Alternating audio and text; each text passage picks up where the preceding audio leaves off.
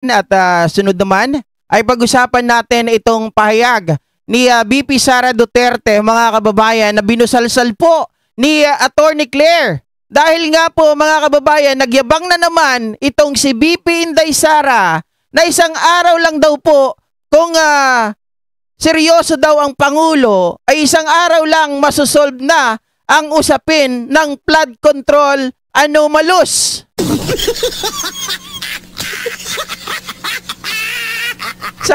Saan kaya nakuha ni VP Sara Inday, mga kababayan, yung idea na isang araw lang ay kaya nang iresolba? Dito pa lang sa nakikita natin, maraming humaharang na mga senador, maraming humaharang na mga kongresista para hindi po marisolba yung nasabing problema. Diba? At saka ang lakas mo magsalita, yung tatay mo noon, mga kababayan, anong sabi niya? In 3 days, 6 days, 6 months, mga kababayan, umabot ng 6 years.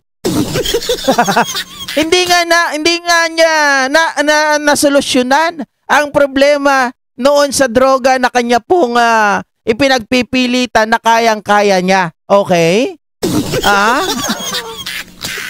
Tingnan natin, pakinggan natin, mga kababayan, kasi ito po yung sinasabi nitong si Inday Sara Duterte. Diyan ka muna, Secretary Vince, ha? Mga ka-GP, ito kasi yan. Sabi ni Sara, ito yung mayabang Super yabang.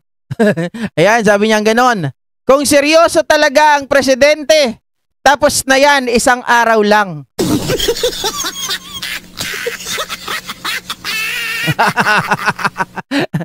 Kayo, mga kababayan, anong sa inyo dito? Kaya ba talaga yan? Isang araw matatapos ang problema ng flood control projects? Flood control anomaly? Parang napaka-imposible naman, mga kababayan. Pag-gather pa lang ng mga impormasyon ay napakahirap na. Dahil sabi ko nga, marami ang nagtatakip kanino. Diba? Tapos itong si Sara, may magic ata to, mga ka-GP. Yari ka? Diba? May magic wand ata to. Bagang! Tapos, sabi ni Sara Maldita, baka hindi naman tao yan, baka multo yan. Yari ka? Kaya nga, mga kababayan, multo. Ang sagot tuloy sa kanya ni Attorney Claire ay ito. Nakahanap po ng katapat. Ang Pangulong Marcos Jr. ang nagpapaimbestiga. Dahil nalaman po niya kung ano ang nangyayari. Okay. At siya po ang bumisita mismo. Wala pa pong Pangulo sa history na gumawa ng ganitong malawakang pag-iimbestiga sa mga maanumalyang flood control projects. Tama, mga kababayan. Wala pa akong nakita talaga na presidente naglakas ng loob na imbestigahan ang flood control projects na kahit banggain, kahit mga kakampi, kahit mga kalaban ay walang sisinuhin. Sabi ni Ma'am Jenny Ramos, ay nahanginan lang ang utak niyan, Sir GP, kaya nagkakalat na naman. Mga ka-GP natics, hindi nyo ba napapansin? Ito sabihin ko po sa inyo si Sara Duterte, lahat po ng mga issue ay inaanuhan nila, tawag dito, ineeksinahan nila. Bakit nila ineeksinahan, GP? Ganito kasi yan, mga kababayan. Kapag, ang plano kasi ng mga ito, bago tayo magtuloy, kwento ko lang sa inyo. Ang gusto mangyari ng mga ito, hindi sila mawala sa spotlight. Tama po kayo na narinig. Ayaw nila na mawala sa stoplight. Kahit magmukha silang eng-eng, kahit magmukha silang tanga, kahit magmukha silang bobo, mga kababayan, patuloy sila nasasabit, epal sa mga issue para hindi po sila mawala sa spotlight at lagi silang pag-uusapan. Hindi nyo ba nakikita? Kahit ang balita ay negative para sa kanila, mga kababayan, okay lang. Sa kanila yon na magmukha silang engot, magmukha silang tanga, magmukha silang bobo, at lahat-lahat na. Kasi nga, mga kababayan, yun ay exposure pa rin. Kahit negative, ay exposure pa rin. Yan ang gusto nilang mangyari. At ang lumalabas pa dito, kapag halimbawa sila po mga kababayan ay pinapansin, 'di ba? Kahit negative na yung sinasabi sa kanila, mananatili silang sa isipan ng mga tao ay mukha silang kawawa. 'Di ba? Alam niyo naman ng mga Pilipino, masyadong emotional. Kapag yung playing victim, yan ang kinakampihan ng mga Pilipino. Pag playing victim, mga kababayan, kinakaawaan ng ating mga kababayan. 'Di ba? Yun ang gusto nilang mangyari. Oh. Jel. Sarado nga yung pintuan. Sabi ni Ma'am Ninita Umali, nakalimutan ni Buday. Uminom ng gamot kaya ganon sinasabi. One day, isang araw, solve ang korupsyon. Sabi ni Sir Buboy Perez, swapang sa pera ang mga nasa gobyerno, pera na lang doon sa lumalaban sa korupsyon. Tama po kayo, di ba? Sabi ni Monty Vitor, talaga? Baliw kaya yan? Diba? Grabe mga kababayan, matindi to mga to eh. Oh, pakinggan natin si Atty. Claire. Kahit natamaan ang kanyang administrasyon, matapang ang Pangulong Marcos Jr. na ito ay paimbestigahan. Tama. At dahil sa pag-iimbestiga na ito, naisiwalat din at napatunayan ni Secretary Bato de la Rosa na ang mga diskaya ay 2016 pa pala na mamayagpag para sa flood control projects na sila mismo ay nasasabing sangkot sa ghost flood control projects. At yung nirereklamo ni Mayor Magalong na rock netting ay 2018 pa pala ito proyekto. Nako po. Yan ang sinasabi ko mga kababayan eh. 'Di ba? Bago tayo magbigay or sabihin natin maghagis ng putik sa iba, tingnan muna natin. Mabuting tayo muna ay manalamin at magnilay-nilay. Tingnan natin ang sarili nating bakuran. At yung nireklamo kay Pangulo na binisita sa Bulacan ay 2021 pa pala ito nagawa. So dahil sa malawakang pag-iimbestiga na ito, marami po talaga tayo malalaman at yan po ang gusto ng Pangulo para ipaalam sa bayan ano ba ang nangyayari, ano ang sitwasyon at kailangan mapanagot ang dapat na managot. Okay, so anong point dito ni Atty. Claire Castro? Nung nagsalita itong si Sara Duterte, mga kababayan, na kaya nga itong iresolba ng isang araw lang. Sabi niya gano'n, kung seryoso talaga ang Pangulo, kaya itong iresolba ng isang araw lang. Oh, so ibig sabihin, hindi rin seryoso yung tatay mo. Diba? Hindi kayang seryosohin ng tatay mo na mag-imbestiga sa sarili niya, sa kanyang mga bakuran, sa kanyang mga kaalyado. Diba? Nagsalita siya noon, mga kababayan, rampant daw ang korupsyon doon sa DPWH nung panahon niya. Pero may ginawa bang investigasyon? Yari ka! Wala, mga kababayan. Wala, hanggang ganun lang, hanggang salita lang. Hanggang sabi lang ng, ang korupsyon talagang nandyan yan. Kapag nahuli natin sila, lagot sila. Kapag nahuli. Paano walang nag-iimbestiga? Di wala ring mahuhuli. Ivan Mayrina, GMA Integrated News. Kunin ko na rin po ang reaksyon ng palasyo tungkol sa sinabi ni VP Sara. Hindi ho kumbinsido ang Vice President sa isinasagawang investigasyon ito ng Pangulo. And if I may quote, kung seryoso lang talaga ang Presidente, tapos na yan sa isang araw lang. Matuturo niya lahat na may kagagawa ng corruption sa budget. Pero well, as you can see, parang nanonood tayo ng sarswela. Baka naman ang ituturo lang niya, mga kababayan, si Saldico, si Romualdez. Yun ang nakikita ko di ba? Lagi naman niya yun na sinasabi dati Dalawa lang tao ang may kinalaman pagdating po sa budget ng Pilipinas. Si Saldico at si Romualdez. Diba? Pero, ang lagay ba, kaya bang patunayan, mga ka-GPnatics, ng salita, diba? Yung mga ng salita lang. yung sinasabi mo. 'Di ba, bilang isang abogado or abogada siya eh, sabi nila, mga kababayan. Dapat 'di ba, sila ay mag-base sa facts, sila ay mag-base sa mga dokumento, magbase doon sa mga ebidensya. 'Di ba?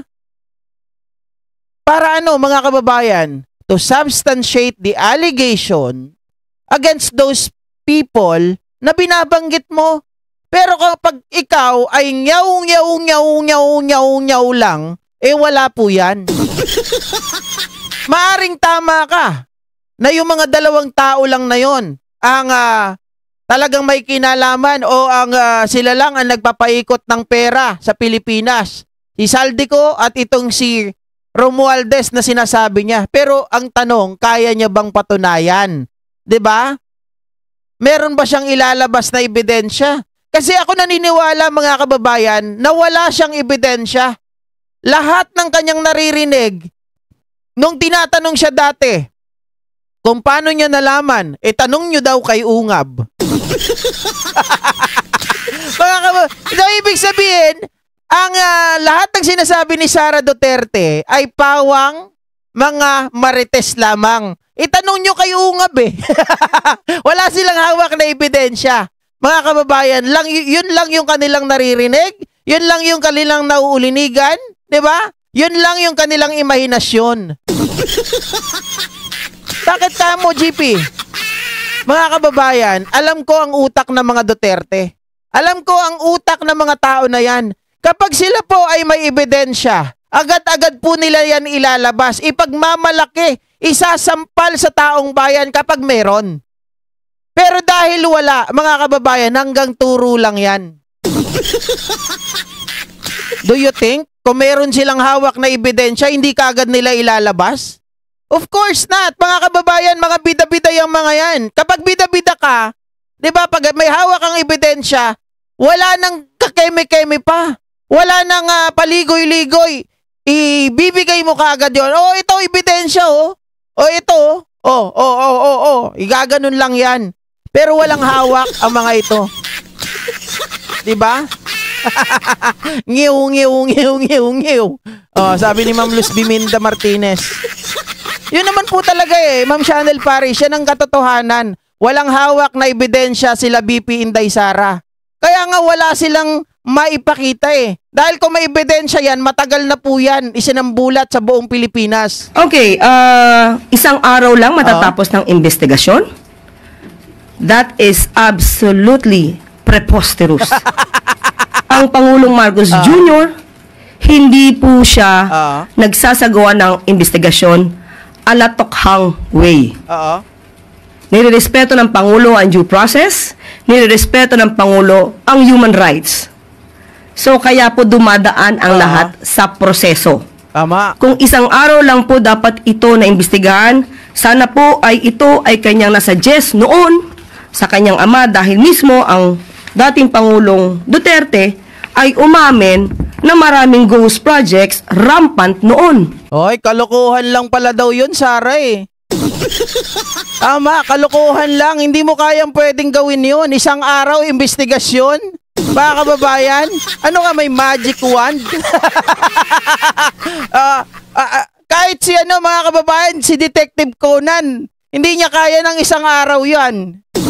Diba?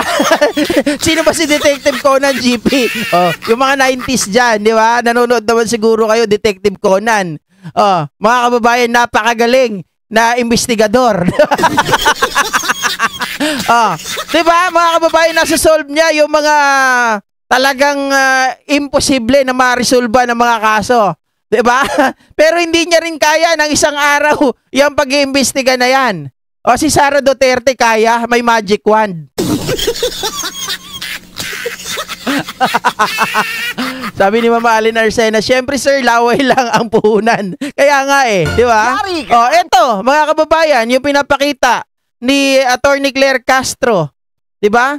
Ghost projects rampant in the Digong's time, mga kababayan. Tama po kayo dyan, no? Duterte ay umamin na maraming ghost projects rampant noon. This is November 2020 inilabas. 2020. Ano nangyari?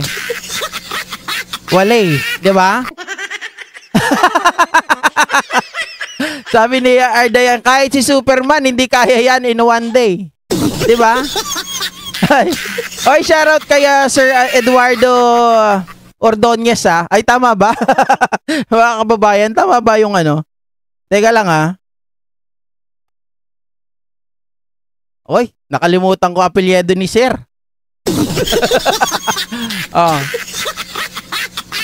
Dito na lang Isipin mo mga kababayan, may idea ka na. You got the idea na maraming ghost projects during your time, pero wala kang ginawa.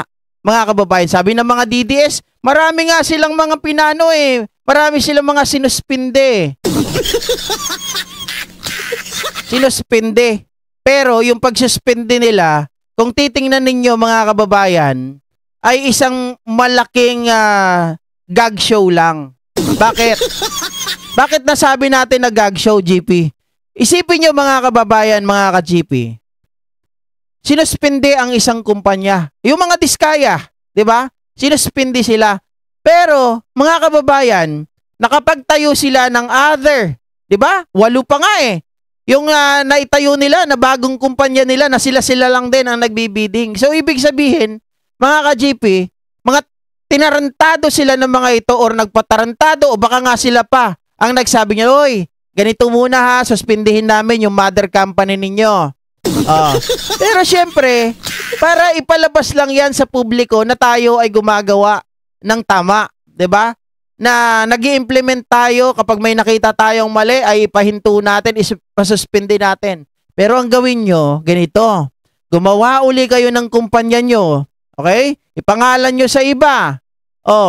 Tapos pagkatapos, sumali ulit kayo sa bidding. Diba?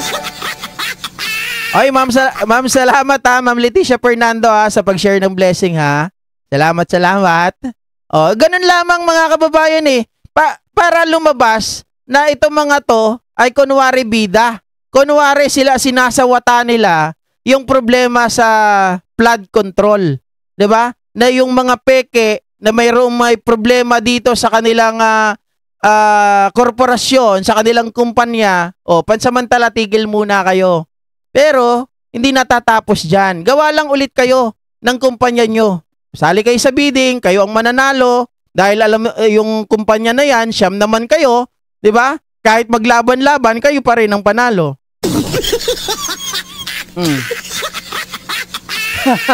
Sabi ni Ma'am Jenny Ramos, suspend for 1 day, kinabukasan ayos na ulit. Hindi naman, mga kababayan, 1 year daw kunwari. 1 year kunwari, suspended. Pero mga kababayan, yung mga other companies hindi.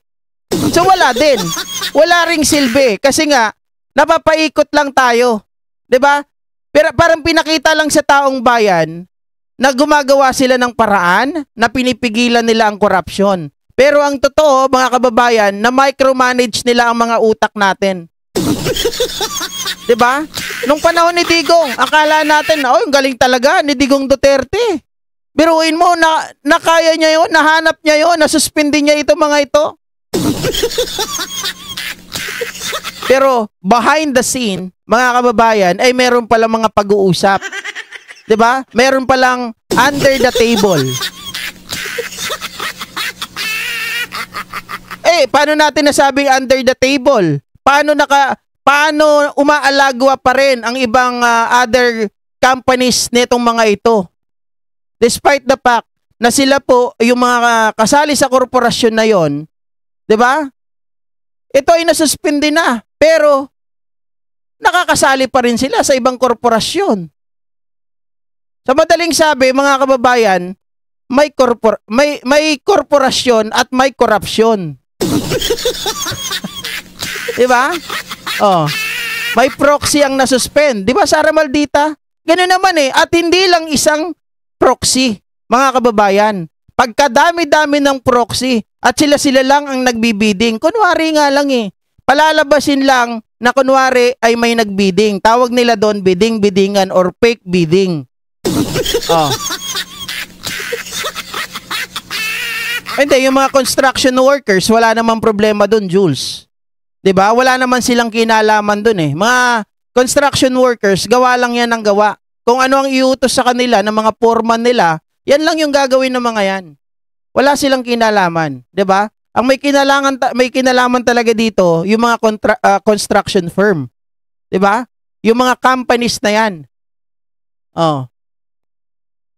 At sa bagay, tama po kayo, kawawa yung mga construction workers. Bakit kawawa? Mga kababayan, kung tutuusin, may trabaho sila. Pero dahil ito ay ghost projects, diba? Imbes na, uy, may mapapasukan na naman tayo. May gagawin na naman tayong building. Pero nung hinahanap nila, mag-apply nga tayo dito, walang ma-applyan kasi ghost projects lang pala. Tama, Jules. Tiyak po akong wala na silang trabaho ngayon. Tama. Yari ka. 'Di ba? Tama, kasi maihinto at maging yung mga ghost projects, mga kababayan, ay pagkawala din po ng trabaho 'yun ng mga kababayan natin, ng mga construction workers. Alam nyo, mahirap mag-construction, mga kababayan, sa totoo lang. 'Di ba? Ako naranasan ko nung high school ako, every Saturday, nung ano pa lang kami yan, Saturday, Sunday, bago pa lang kami ni Mrs. At nung tuwing summer, ako ay nagko-construction dati, mga kababayan. Alam nyo, dyan ko naranasan na kitang-kita ko talaga yung mga kasamahan namin, nagkandamatayan. Nalaglag sa building. From 6th floor, pababa, mga kababayan. Nandun kami nagtatrabaho sa gilid ng building. Yung pinakaharap, mga kababayan, yung lalambitin ka talaga doon sa building. Ang mga yung mga damyo. Doon, nangyari, kumalas dahil sa sobrang bigat. Kumalas yung damyo, yung kasama namin na pumasok lang doon para tawag dito, may handa lang, mga kababayan. Kumbaga, lang siya, pumasok lang siya doon, nag-extra lang siya para mayroong maipanghanda sa birthday ng kanyang anak, mga kababayan. Kasi by Saturday ay birthday ng kanyang anak. So, from Monday to Friday, trabaho kami. Saturday sana hindi na siya papasok. Kaya lang, mga kababayan, sinamang palad, 'di ba? Sinamang palad. Alam mo anong nangyari? Yung mga kasamahan namin, kasi hindi ako nakapatong doon nung time na yon kasi naghahalo ako ng semento. Naghahalo ako na ganyan. Tapos hindi pa ako sumasampa sa damyo. Ang nangyari, nakita niya, sumigaw siya kasi kumakalas na yung damyo na ganyan. Mga kababayan, sinabi niya doon sa mga kasama niya, nakapit.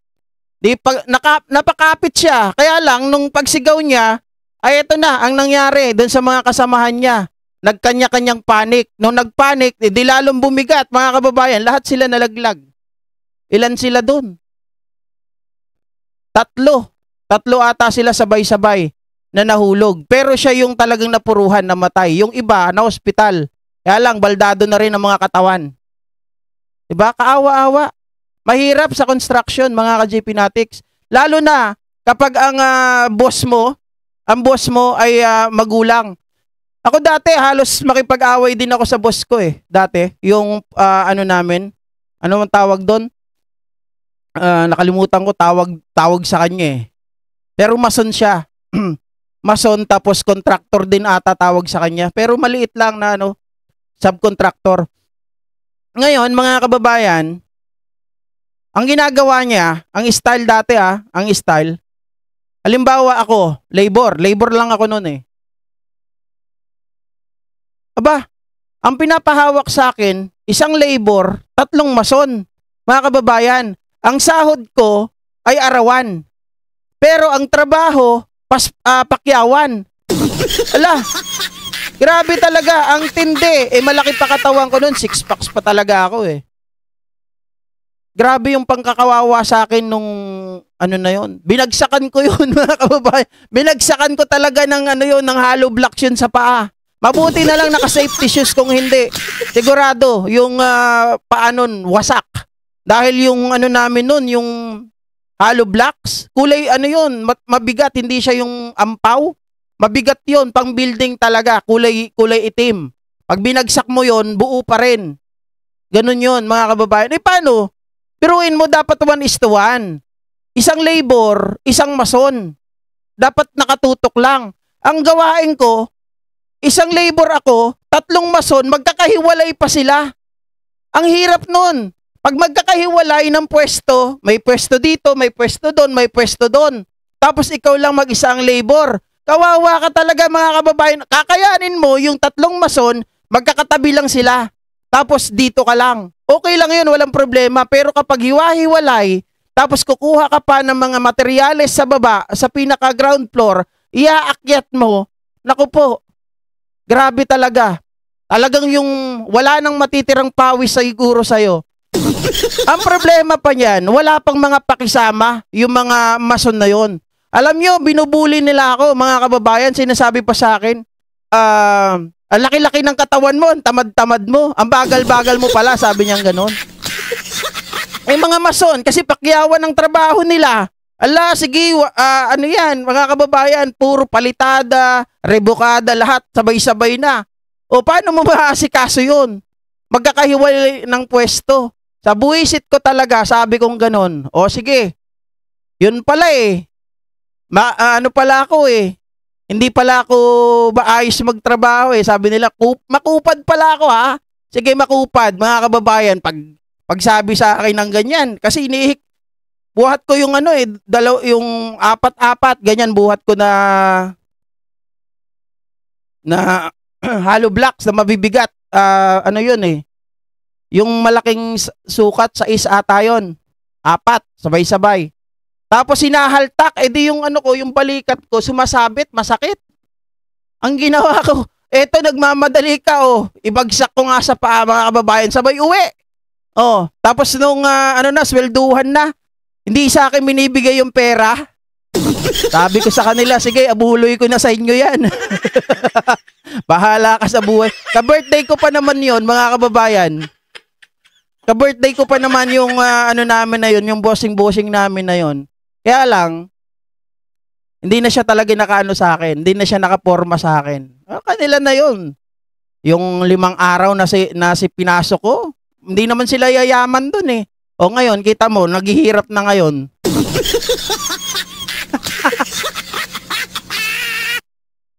Baka adobe ang ibinagsak mo sa paa. Ano siya, Tita Josephine, hollow block siya, pero mabigat yon. Hindi ko alam kung adobe ang tawag doon. Basta kulay black siya, solid talaga. Kahit na ibagsak mo, hindi siya nawawasak. Hindi kagaya ng mga nakikita natin dito na ampaw, na puti lang. Pag binagsak mo yung hollow blocks, basag na agad. Yun, hindi. Kahit ibagsak mo sa 6th floor, mga kababayan, matatapyasan lang ng konti yon. Yung pinakadulo lang, pero hindi talaga mawawasak. Oh. Sabi ni Ma'am Luz Biminda, Jane, kay I don't know how to react. Okay lang yan. Oh. Sabi ni Ayu, muntik ko na rin bagsakan ng bucket engineer sa site ko. Kinakat kasi ang oras ng backhoe. Nagtatrabaho ko ng maayos tapos ikakat mo oras ko. Nireklamo ko sa boss ko. Yun, pinull out yung unit.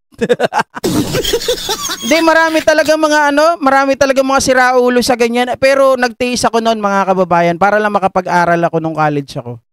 O, kasi yun yung iniipon ko noon, 'di ba?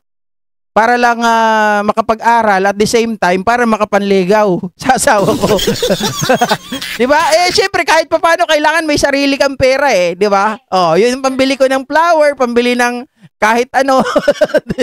'Di ba? Kahit maliit lang 'yun, talagang masarap balik-balikan, mga kababayan, yung bagay. Kasi wala pa naman akong alam na trabaho dati, that time.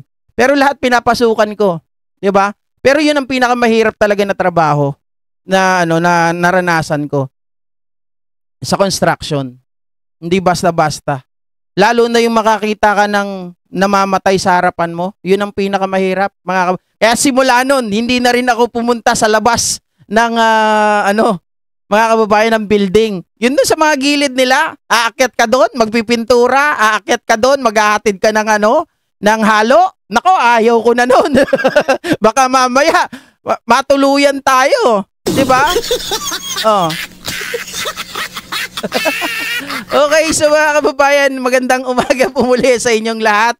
Hanggang dito na lamang at pagkita-kita po muli tayo mamaya, mga ka-GP. Okay? Maluho sa panliligaw pero at least sariling sikap, Sir GP. O naman, mga kababayan, kahit maliit yung bagay na yon, ay pinaghirapan po natin. Kita mo, napauun natin si Mrs. Diba?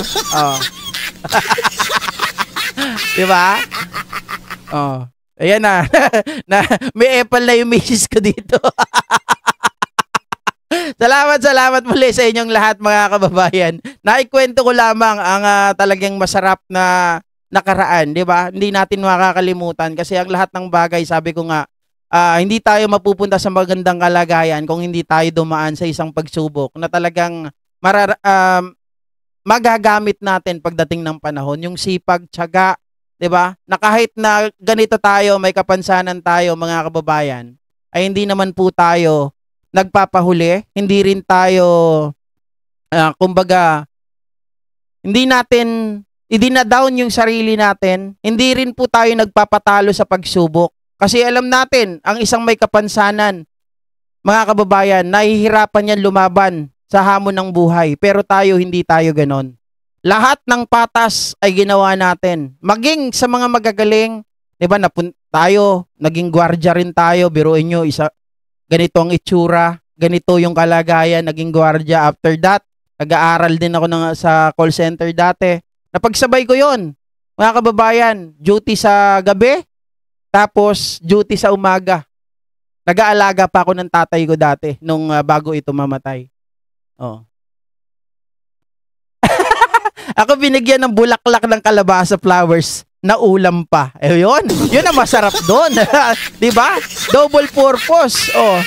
Ako, Sir GP, all around ang job. Pwede ako sa paggupit, babae at lalaki. Oy, maganda yan, Sir Michael Pangan, ha? Oh.